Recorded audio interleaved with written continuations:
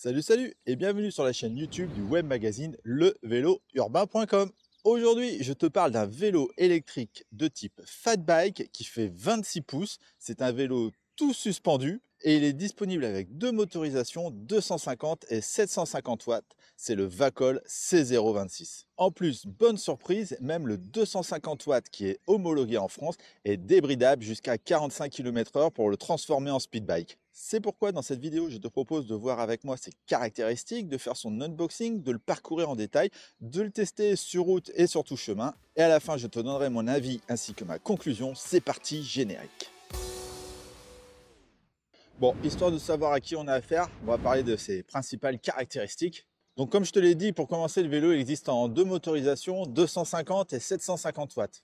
Le vélo possède un moteur roue arrière et il est disponible uniquement en orange et gris anthracite. Niveau charge max, on est à 150 kg et ça c'est vraiment super bien. Et il conviendra pour une personne entre 1m65 et 1m95. Il pèse 34 kg, ce qui en fait un bon gros pépère, hein, c'est un bon gros fat bike quand même. Et il est disponible actuellement chez mon partenaire Buy Best Gear au prix de 1199 €. Mais grâce au partenariat que j'ai avec eux, tu auras le droit à un code promo qui te permettra d'économiser quelques euros. C'est toujours ça. Je te mets le lien dans la description.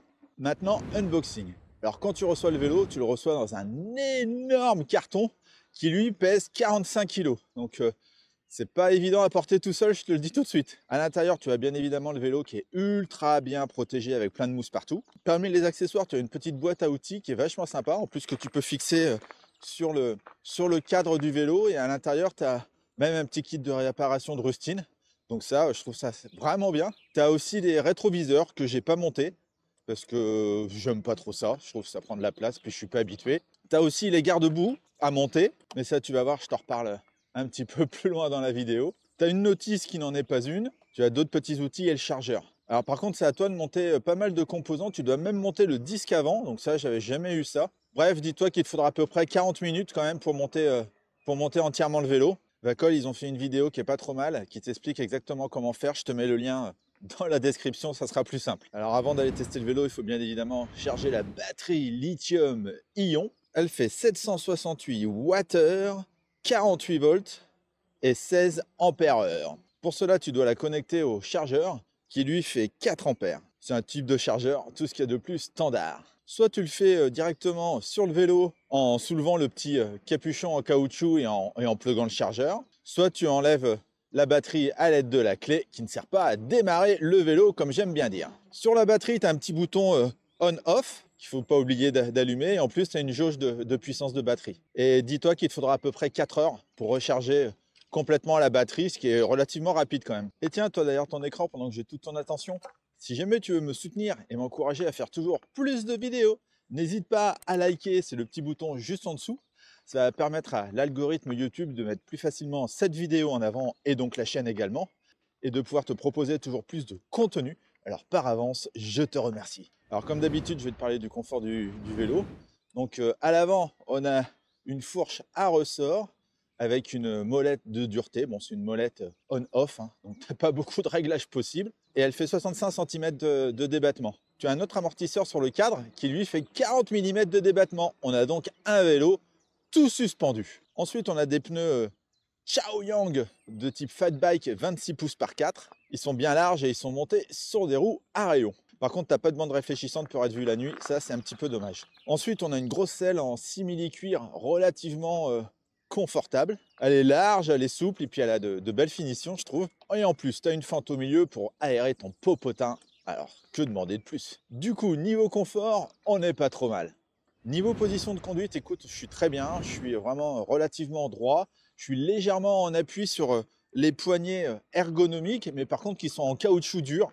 Donc là, j'ai les gants avec la paume renforcée, heureusement, parce que franchement, je pense que sur faire beaucoup de kilomètres avec ces poignées, ça va être un petit peu dur, parce qu'on est quand même en appui en avant sur ces poignées. Donc ça, c'est un petit peu dommage. Mais par contre, tu peux vraiment régler la potence en hauteur. Ça, c'est vachement bien. Et en inclinaison, c'est encore mieux. Donc on peut vraiment optimiser son poste de pilotage pour avoir la meilleure position possible pour pas se faire mal au dos. On va donc dire qu'on a une bonne position pour pouvoir rouler avec ce vélo. Concernant les freins, on a des freins à disque hydrauliques, ça c'est vachement bien, avec double piston à l'avant et à l'arrière, et c'est des Disland, donc ça va, c'est une marque connue, c'est pas de la merde. Et ils sont tous les deux associés à des disques de 180 mm, ça aussi c'est bien. Par contre, je vais pas te faire comme à mon habitude le test de freinage, je te demande de me faire confiance, parce que les freins sont neufs, et à l'avant, j'ai du mal à régler le disque, qui fait que ça a tendance à frotter tout le temps.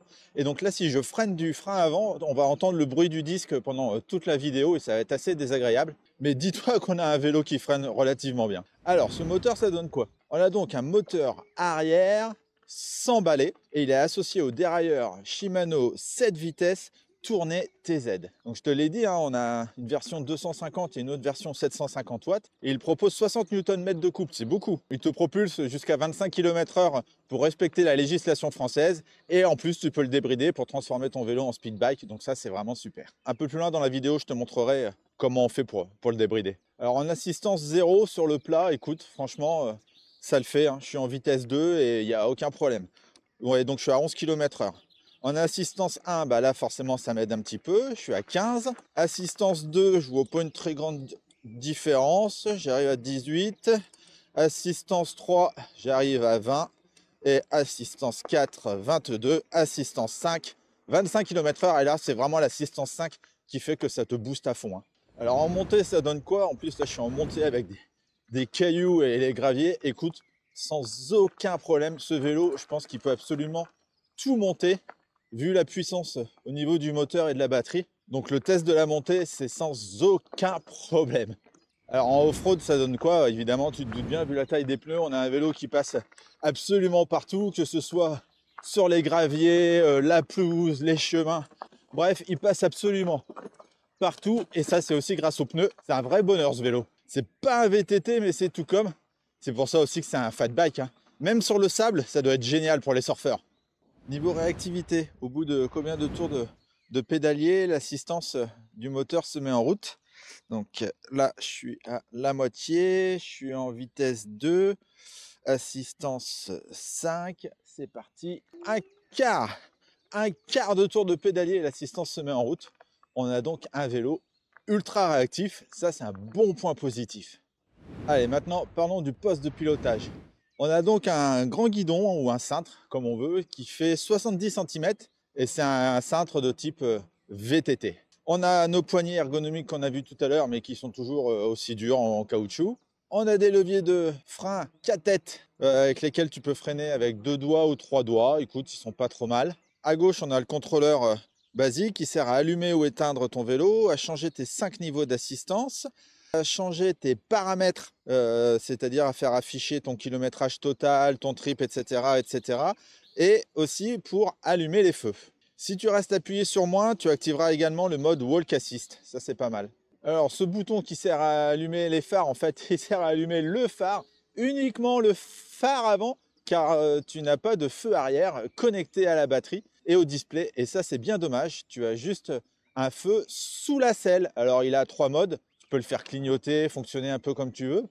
Mais ça fonctionne sur pile. Alors moi, je comprends pas qu'on fasse encore des choses pareilles. Au moins que ça soit rechargeable en USB, mais pas quelque chose qui fonctionne avec des piles, quoi. Bon, sinon, on a quand même un beau gros phare à l'avant à LED lenticulaire qui éclaire très bien. Donc ça, c'est au moins ça. Au milieu, on a le display en couleur, s'il vous plaît. Avec lui, tu peux voir ton niveau de batterie, ta vitesse, ton niveau d'assistance, la puissance moteur que tu utilises, et comme je te l'ai dit tout à l'heure, tu peux aussi voir ton kilométrage total, ton kilométrage de trip, et puis plein d'autres petites informations.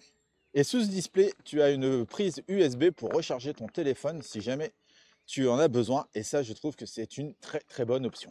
Le vélo est livré aussi avec un support de smartphone, tu vois, c'est ce qui est ici, c'est ce qui me sert à mettre mon téléphone avec toutes mes petites infos à te donner. Et à droite, on a notre shifter Shimano 7 vitesses SIS. Toujours à droite, on a le klaxon, que j'aime pas du tout, parce qu'on dirait un klaxon de mobilette ou de scooter. Je préfère une bonne vieille sonnette. Et puis, tu as la petite manette d'accélération qui te permet de te propulser jusqu'à 6 km/h. Voilà, que moi j'utilise toujours au démarrage et que je trouve est ultra pratique, surtout vu le poids du vélo. Voilà pour le poste de pilotage. Niveau autonomie, le vélo est vendu pour faire entre 55 et 75 km. Écoute, Entre toi et moi, franchement, ça va dépendre de pas mal de paramètres. Déjà, moi, je fais 80 kg. Ça va dépendre si du dénivelé que tu utilises, si tu n'en fais que sur du plat. J'ai envie de te dire, je pense que débrider en speed bike à 45 km/h, tu vas faire 30 bornes max. Moi, je l'ai débridé à 35 parce que j'aime bien cette moyenne. Et là, je pense que je vais faire 40 km peut-être, 45. Et si tu le laisses à 25 km/h, en effet, je pense que tu feras peut-être dans les 60 km. Mais c'est pas un vélo qui a une grosse autonomie. J'aurais cru mieux, mais bon, c'est comme ça. Alors, quelques détails et caractéristiques supplémentaires concernant ce Vacol C026. Tu n'as pas d'insert sur le cadre pour y fixer un antivol ou un porte-gourde, c'est dommage. Surtout que franchement, il y a de la place. Mais bon, tu as quand même la sacoche là. Bon, écoute, c'est toujours ça. Le vélo fait 196 cm de long par 108 cm de haut. Le porte-bagages arrière, il peut supporter un poids jusqu'à 50 kg. Donc c'est énorme. Donc bien évidemment, je pense que tu peux porter quelqu'un, tu peux en tout cas mettre tes enfants derrière sans aucun problème. Et en plus, sur ce porte-bagages, bah, tu vois, tu peux mettre des sacoches. Donc ça, c'est bien aussi, comme moi j'ai fait. Ça en fait donc un vrai vélo taf. Et ça, c'est important d'avoir un fat bike qui fait en même temps speed bike et vélo taf. Alors, tu as aussi des garde-boue, mais ils sont en plastique. Ils sont super cheap. Celui de l'avant, je l'ai enlevé tellement il faisait du bruit. Et celui de l'arrière, bon, écoute, il fait le job. Et tu as vu, il faut mettre une petite accroche en plastique, un petit serre-câble pour qu'il tienne. Bon, c'est un petit truc, c'est de la bidouille. Mais bon, celui de l'arrière, ça fonctionne. Celui de l'avant, tu l'oublies tout de suite. En plus, il est livré avec 2 garde-boue, donc je comprends vraiment pas ce qu'ils ont voulu faire avec ça. Et enfin, on a une béquille, tout ce qu'il y a de plus classique. Alors, comment interagir avec les paramètres? Alors, tu appuies sur plus et moins en même temps. P1, c'est pour passer des miles au kilomètre. P2, c'est la tension de la batterie. Là, on est sur du 48 volts, on reste sur 48 volts. P3, c'est pour changer tes niveaux d'assistance. Donc, tu as 0,5, 1,5, 0,3, 1,3. Moi, je laisse sur 0,5, ça me va bien. 0,4, c'est la taille des roues. Donc, nous, au final, on est bien sur du 28. Alors, 0,5, je t'avoue, je ne sais plus. 0,6, c'est pour changer ta vitesse. Moi, j'ai mis à 35, mais tu vois, tu peux aller à 45, tu peux aller jusqu'à je sais pas combien. Mais bon, moi, je t'invite pour mettre en speed bike à mettre à 45 max. Et moi, je préfère 35, c'est plus sécurisant. 0,7, c'est pour la manette d'accélération. Donc, 0, elle fonctionne même à l'arrêt. Si tu mets sur 1, tu dois rouler pour qu'elle fonctionne. Voilà. 0,8 sur 0, le moteur fonctionne quand tu pédales. Sur 1, c'est que l'accélérateur. Et sur 2, c'est les pédales ou la manette. Moi, je mets sur 2. P9, c'est la sensibilité du capteur de pédalage. En 1, ça se déclenche tout de suite. En 24, il faut vachement pédaler. Donc moi, j'ai laissé sur 3, c'est très bien. Et puis après, le reste, bah écoute, je t'invite à ne pas y toucher. Voilà, et tu restes appuyé sur le petit bouton du côté pour revenir. Et voilà, tu as changé tous les paramètres possibles et inimaginables. Alors, les plus de ce vélo, bien évidemment, son look. Moi, je le trouve super sympa. Le fait d'avoir un vélo tout suspendu, ça c'est vraiment top, même si l'amortisseur arrière est un petit peu dur.